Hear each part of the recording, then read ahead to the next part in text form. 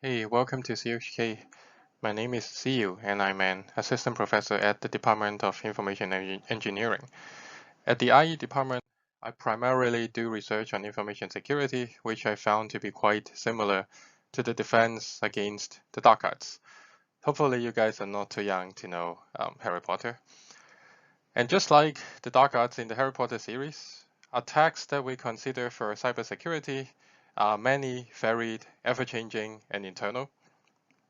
And new attacks are often fiercer and cleverer than old ones. Our defenses must therefore be as flexible and inventive as the attacks. To me, information security is a combination of theory, engineering, and practice. Some people think cybersecurity is basically just cryptography.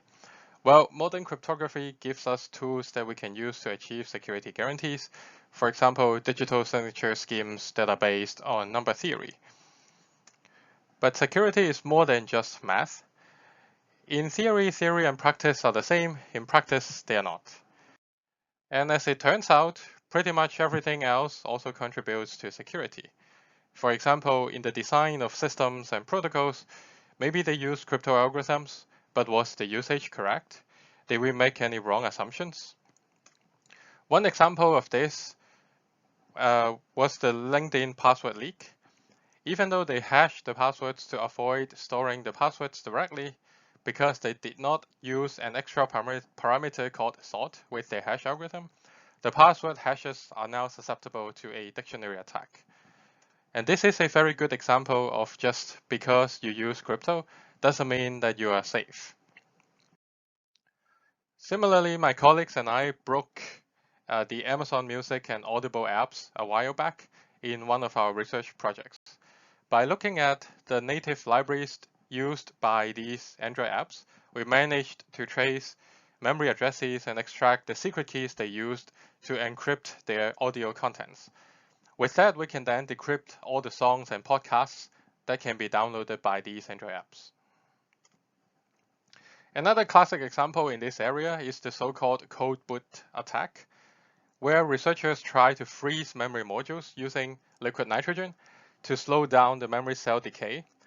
And then they take the memory modules out of the computer and try to extract secret keys out of them.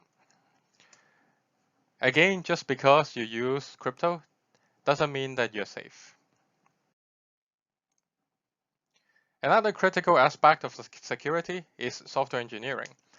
Even if the design makes sense, is the code correctly written? One classic example is in the code that is in charge of verifying digital signatures. And if such code has some implementation bugs, then an attacker can exploit them and forge fake signatures to pass the verification. And turns out in the last decade, researchers, including myself, keep finding problems in implementations of RSA. Yet another example about software engineering is on certificate validation. It is very important for systems to properly validate certificates before trusting them. However, as found in some of my previous research, many libraries have funny mistakes in their code. For instance, a library called Matrix SSL misinterprets the expiration date of certificates, meaning that some really old certificates that were expired back in 1995 would be treated as expiring in the future in 2095. And besides engineering, the configuration and management practices also matter. For example, are we following best known practices in our daily operations? One of my ongoing research projects is looking at the problem of users insecurely configuring their Wi-Fi connections. And because of that, an attacker can use a small gadget like a Raspberry Pi to steal their user credentials. Another aspect of management practices is how do we recover and react to disasters.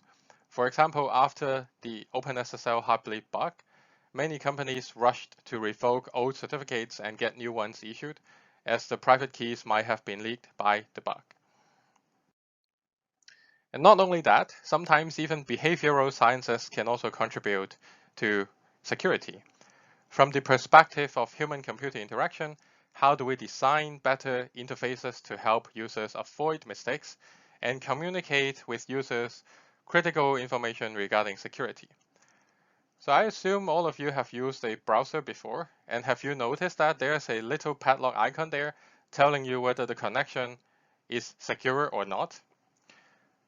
It also tells you which website you are currently browsing.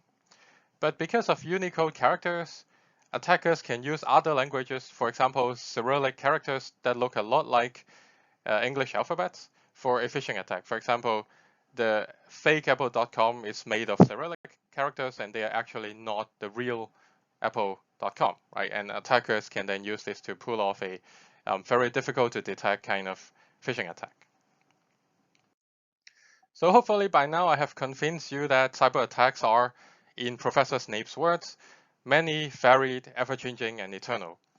And if you are interested in practicing the defense against the dark arts, I would strongly encourage you to come join us at the IE department. And if you have any questions regarding cybersecurity, feel free to contact me at sychau@ie.chk.edu.hk. Thank you and enjoy the rest of your day. Take care.